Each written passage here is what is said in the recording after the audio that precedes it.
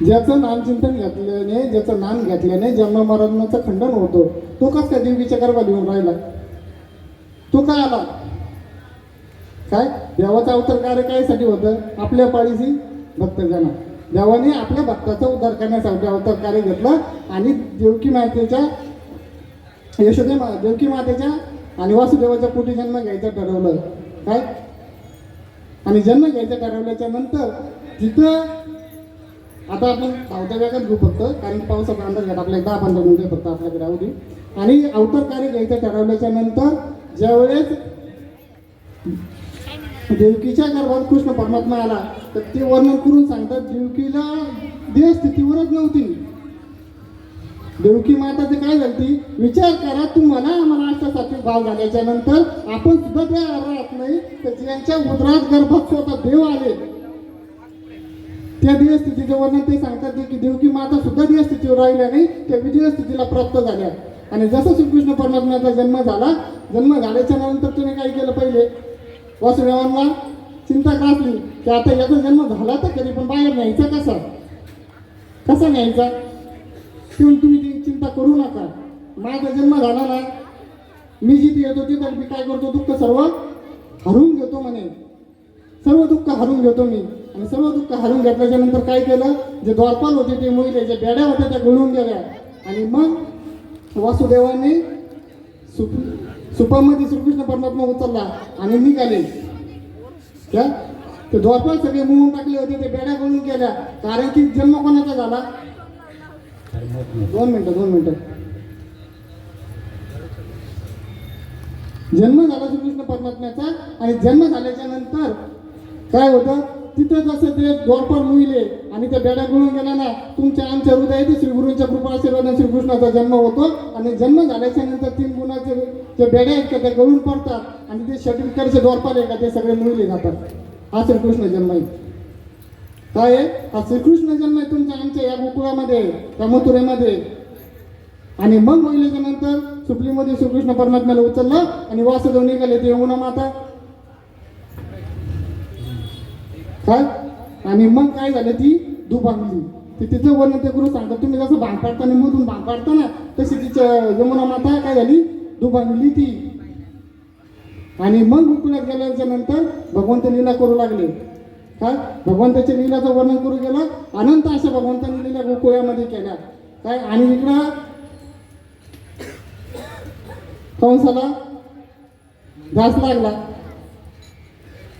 खऱ्या अर्थाने जेवढे राक्षस कंसाने भगवान श्रीकृष्ण परमात्म्याला मारण्यासाठी पाठवले, भगवंतांनी राक्षस मारले का राक्षसपणा मारला? ज्ञानोबा काय सांगते? खळ जाऊ दे की खाळांची खळ जाऊ दे. खळ गेली पाहिजे का? जे खाळांची त्यांचं खळ गेलं पाहिजे. काय तसं राक्षसाचा नायनाट नाही केला, राक्षसी वृत्तीचा नायनाट केला. काय केलं श्रीकृष्ण परमात्म्याने? पहिल्यांदा जेव्हा महाभारत आला ना, द्योतक सांगायला गार्गी मुनींनी सांगितलं होतं श्रीकृष्ण परमात्मा कोण आहे. ते म्हणे हे पोरगा काही कामाचं नाही म्हणे, ठेवू नये म्हणे, दुसरीकडं टाकून द्या म्हणे, तुमच्या कुळाचा काय करीन? तो बाबा म्हणे नाश करीन म्हणे, नाश.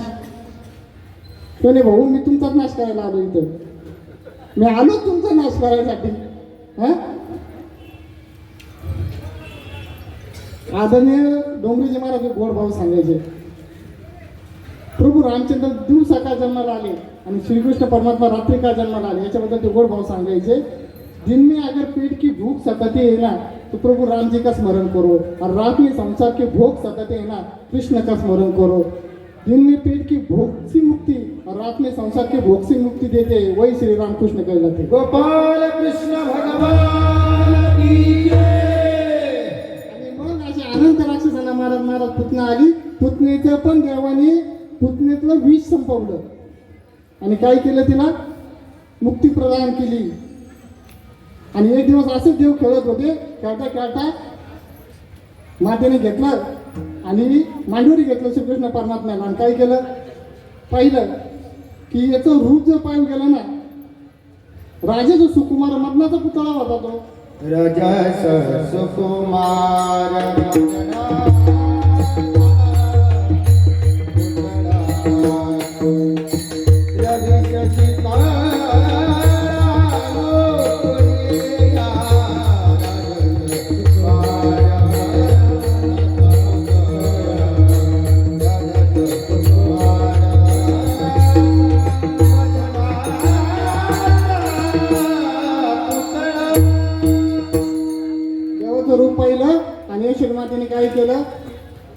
पिंपळ पानं नीट केले, जावळ माग सरसवले.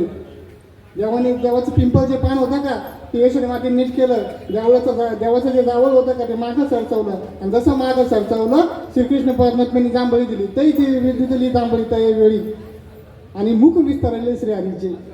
ते सांगतात त्यावेळी देवाने काय केलं, जांभळी दिली. जशी जांभळी दिली ना तर अनंत ब्रह्मांड त्याच्या मुखात विश्वरूप दर्शन दिलं.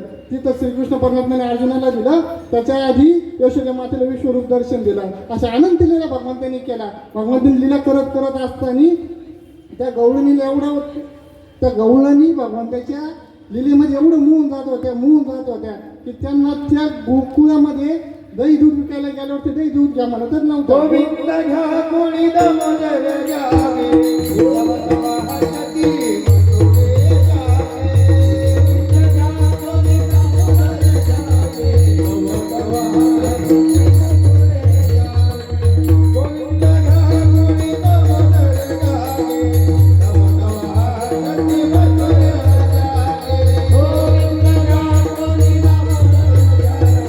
दामोदर हे कवलन म्हणले देवाला, भाऊ हे घर कोणाचं आहे म्हणे, माझं आहे, माझं, तू इथं रिकामी उद्योग करू नको म्हणे, हे घर कोणाचं आहे, माझं देव म्हणे. असं काय म्हणली, घर कोणाचं आहे म्हणे, माझं. बरं मग सांगतो म्हणे घर कोणाचं आहे. काय सकाळी जेव्हा उठली अंधारात आणि जेव्हा गेली गाई पिळायला तर काय होते, गाढव. जो माझं म्हणतो ना त्याच्या दारात भगवंत गाढव बांधतो. जो माझं म्हणतो ना त्याच्या दारात भगवंत काय करतात, गाढव बांधता. गाढव एवढा मोठा ज्ञान सप्ताह अन्नदान चालू आहे. आपण म्हणणार कोणाला, भाऊ सहकार्य करा कार्याला. अरे बाबा तेव्हा म्हणतो मी नाही ना सहकार्य केलंच नाही म्हणे मी. भाऊ बाबांनी तो सहकार्य घेतलं नाही, तो केलं नाही असं नाही. या धर्म कार्याला ज्याचे लागायचे ना ते लागण्यासाठी त्याला प्रारब्ध असावं लागतं, ते दैव बलवत्तर असावं लागतं, साधूची कृपा असावं लागते, तुला पूर्वजन्मीचं पुण्य असावं लागतं, तेव्हा या धर्म कार्याला सहाय्य होता येतं. कोणालाही नाही होता येत. कुणी कसं होईल सहाय्य, ते न देणार ते तिकडंच खुश होतं, नाही मी नाही दिले. अरे भाऊ तुम्ही घेतले नाही बाबांनी तुला देऊ नाही दिले, बाबांना नाही चालणार तू, कारण तू तेवढं अजून प्रारब्ध उदयाला नाही आलं काय. आणि मग देवानी तिच्या दारात गाढव बांधले. मग या सगळ्या गवळणी वैतागल्यांचे गेले यशोदा मातेकडे आणि बाई तो जो कृष्ण आहे म्हणे याने लय आम्हाला वैताग आणला म्हणे, याला काय कर, याला दी रानात पाठवून म्हणे. आता जाई वना सगळे घेऊन मग यशोदा माता म्हणे गावा श्रीकृष्ण परमात्मा एवढ्या तिच्या आणि एवढ्या भगवंताच्या लीला समजण्यासारखे ते लीलेचं वर्णन करू गेले ना तर वेळ आपल्याला खंडित होईल. म्हणून काय तो बाळकृष्ण कोणाच्या घरी आलता अभंगाचं दुसरं चरण.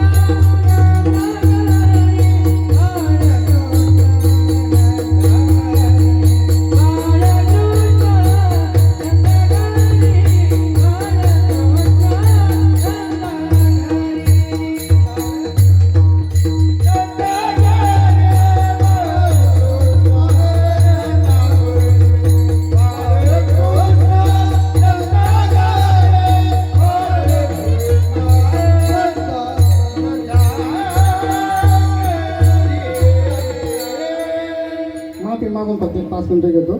मला नाही बाबा रे तू या आमच्या घराला आला इथे गोकुळीला जेवढा व्हायचा गेला तू आता काय करे गाई घे आणि व्हाय राहणार.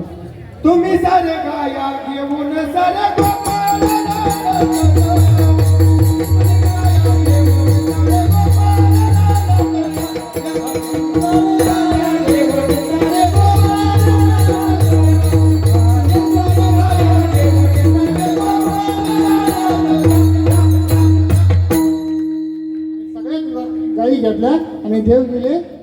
रानामध्ये सगळे घेतले, सगळे गोपाळांना सोबत घेतलं आणि देव गेले रानामध्ये. तिथे गेल्यानंतर अनेक खेळ देवानी खेळले.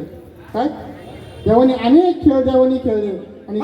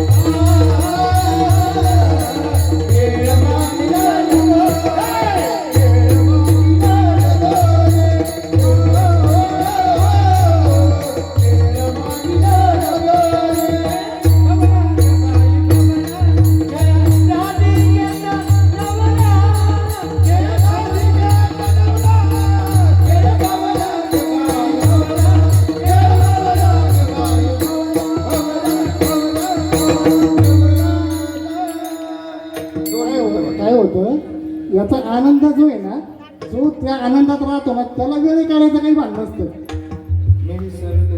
काय हे बुद्धी विसरून जातो, पण आपल्याला वेळेतच समाप्त करायची सेवा. आणि देवाने तिथे नाना प्रकारचे खेळ खेळले. देवाने एक खेळ खेळला फुटबॉल खेळत असताना तिकडून जे होते गवळी त्यांनी इकडून बॉल मारला देवाला. काय आणि देवाने तो चेंडू घेतला, पायाने मारला, तो गेला त्या गोपाळांकडे. गोपाळांनी तो चेंडू पुन्हा पायाने मारला आणि तो चेंडू आला देवाकडे. आता देव म्हणे मी याला लाभ मारणार नाही. काय मी जीव म्हणून याला जन्माला घातलं, मी याला पाठवलं साधू संतांनी मी त्याला पुन्हा ब्रह्म करून माझ्या पायाकडे पाठवला, त्याला जन्म नाही. देवाचे जे खेळ आहेत ते खेळ नाही आहेत, ते लीला नाही आहेत, त्याचं प्रत्येक ठिकाणी परमार्थ आहे. आणि असे अनेक प्रकारचे खेळ खेळल्याच्या नंतर देऊ नये आता तुम्ही सगळे थकले, आता काय करा आपण, काय करू सगळेजण सगळ्याचं काय करा, भाजी भाकरी काढा. आता आपल्याला काय करायचंय म्हणे, काला करायचा आहे. काय आणि देवानी काला कशाचा केला, हरिनामाचा. प्रेमी मुलीला देवानी काला भाजी भाकरीचा नाही केला, देवानी काला हरिनामाचा केला. आणि तो काला सगळ्यांनी सेवन केल्याच्या नंतर त्यांना एवढा आनंद झाला आणि त्या आनंदाच्या भरात सगळ्यांनी भगवंताचं भजन केलं. आता मोठ्या प्रेमाने आपण सर्व भगवंताचं भजन करू.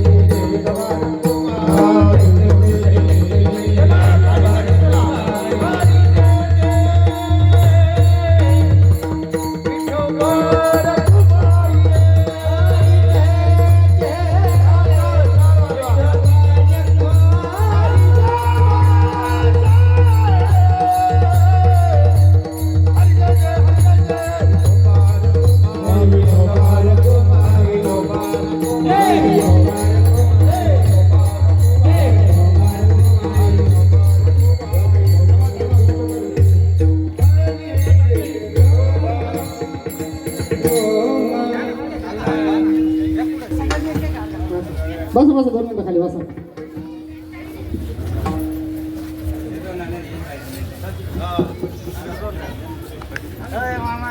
हरिनामाचा खिचडी काला केला आणि त्या हरिनामाचा खिचडी काला केल्याच्या नंतर देवाचा काला पाहिला आणि देवांना सुद्धा इच्छा झाली की आपल्याला काल्याचा प्रसाद मिळावा म्हणून देव काय झाले, काल्याचे असे देव जळी झाले मासे.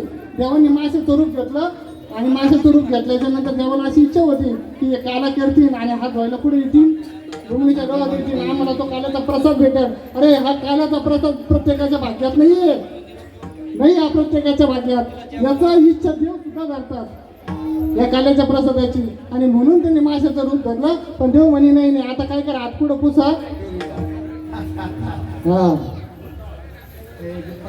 आणि म्हणून या काल्याचं अनन्य असं महत्व आहे. सगळ्यांना पुन्हा एकदा विनंती करतो, दादा हो, आज आपण जो काला करतोय तो काल्याचा द्योतक समजून घ्या. ब्रह्मनिष्ठ ब्रह्मसूत्री श्री गुरुना शरण जा. ज्यांना कोणाला आत्ता अंतःकरणात जर परिवर्तन झालं असेल आणि असं वाटत असेल की आपल्याला आपल्या जीवाचा उद्धार करायचा, त्यांनी आत्ताच अनुग्रह घ्या, पुन्हा नाही आहे. हा, हे सगळं 8 तास त्याच्यासाठी चालू आहे. आणि चालतो फक्त परब्रह्म गुरुवर कोळी काकी समोर बसल्या. काय बालक बापाच्या ताटे निघे आणि बापा त्याचे जीव लागे. माझ्यासारख्याने काय वटवट केली पाहिजे बरं. चालतो बोलतो परब्रह्म माहिती. काय सर्व गुरुजन मंडळी, महाराज मंडळी, ज्ञात आज्ञात सर्व या ठिकाणी उपस्थित राहिले काल्याच्या सेवेसाठी. कारण की आईचा स्वभाव मायबापांचा, आपण ते बोलले जरी बोबडी वाचा तरी अधिक संतोष. काय त्यांना सगळ्यात जास्त आनंद होत असतो. बालका की जे सोडे निवते जननीचे डोळे, शिष्याशिनीचे बोध आकळे ते सुख सोडे सद्गुरूशी.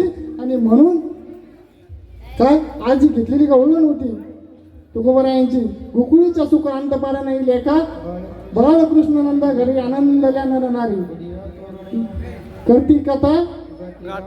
आणि हे सगळं केल्याने काय झालं, तुकोबराय म्हणतात माझं मला छंद लागला भगवंताच्या नामाचा. आणि त्याने काय केलं, माझं मन मोहून टाकलं त्या श्रीकृष्ण परमात्म्याने.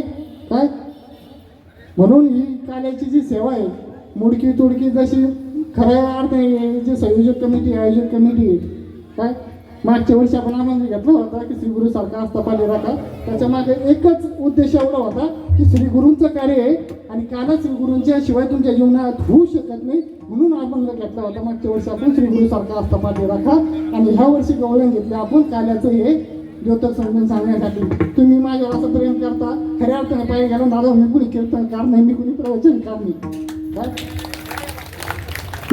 मी सांगतो ना, महान शस्त्राच्या संतांचं जीवनात येणं झालं. सद्गुरू गुरुवर हृदय तर सद्गुरू सच्चिदानंद ब्रह्ममूर्ती संत भागवत महाराज कोळी काका महात्म्यांच्या जीवनात येणं झालं. आणि येणं झाल्याच्या नंतर त्यांनी मात्र आम्हाला आमच्या गुरुंनी जो नामरूपी वासा दिला ना, तो वारसा पुढे चालवण्यासाठी शेवटच्या श्वासापर्यंत कटिबद्ध आहेत आम्ही गुरुचरणाशी. आणि त्याच्यासाठी कीर्तनी भूमिका आहे. म्हणून आजची जी सेवा आहे ती गुरुवर कोळी काकींच्या चरणी, समाधी रत्नागिरी महाराजांच्या चरणी, तुम्हा सर्व स्रोत सज्जनांच्या चरणी अर्पण करतो. सुंदर अशी 7 पकवान दिली. आणि हे सर्व माझे गुरुजन मंडळी, आता नामोल्लेख मी कोणाचंही करीत नाही. विशाल भाऊने विचारलं होतं, जेवढे असतील ज्ञात अज्ञात, जेवढं ज्यांनी तानाने मनाने जाण्याने या गुरुच्या कार्याला सहाय्यभूत झाले, तुमच्या सर्वांच्या चरणावर नतमस्तक होतो. आणि झालेली सेवा सद्गुरू समाधी रत्नागिरी महाराजांच्या चरणी अर्पण करून ना आपण सेवेला पूर्ण वेळ.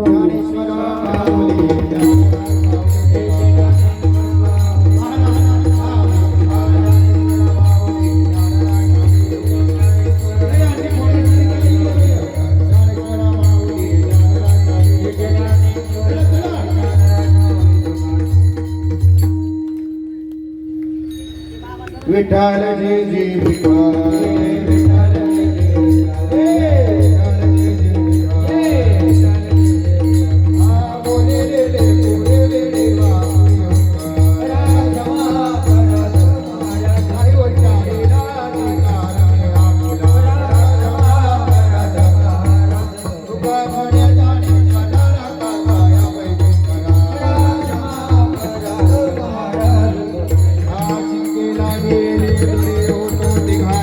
Thank you.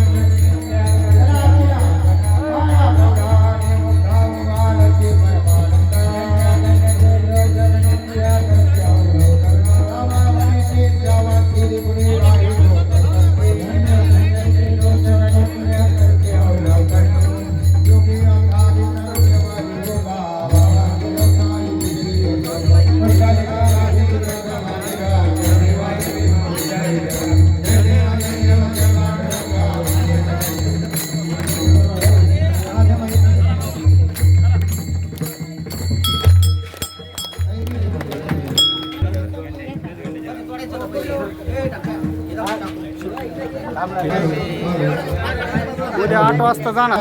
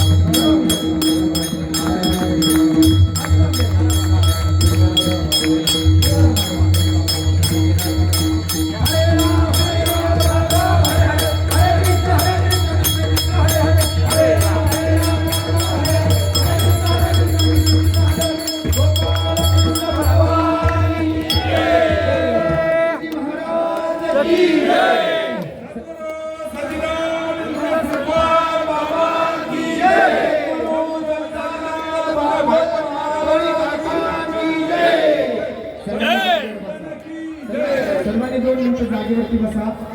नंतर लगेच एक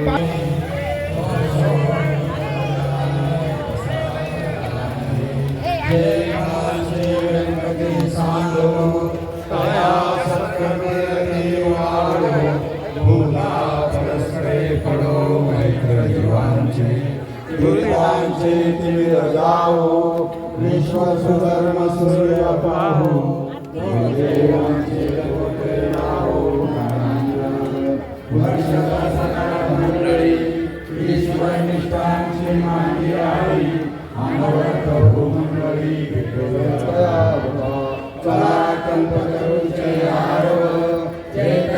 चिंतामणीचे गाव बोलती शांती चंद्रवळे आलांछना नागकंठ जे पाप येईल हे सवाई सदा सज्जन सवेरे हो त्रिकोणा सर्वसुखी पूर्ण होई निरोगी महिलो आणि तुळशी अखंडितो आणि रंगो भजले विशेष योगी दुष्टा दुष्टले भगवाने हे परमेश्वरी विश्वेश्वराओ आओ इलदान प्रसाओ ये देवरे ज्ञानदेव सुराधरा ये देवरे ज्ञानदेव सुराधरा ये देवरे ज्ञानदेव सुराधरा हरिओम शांती शांती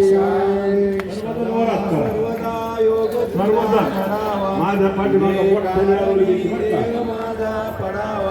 उपेक्षू नको गुणवंता रघुनायका नागरी जय जय रघुवीर समर्थ पुंडलिकावर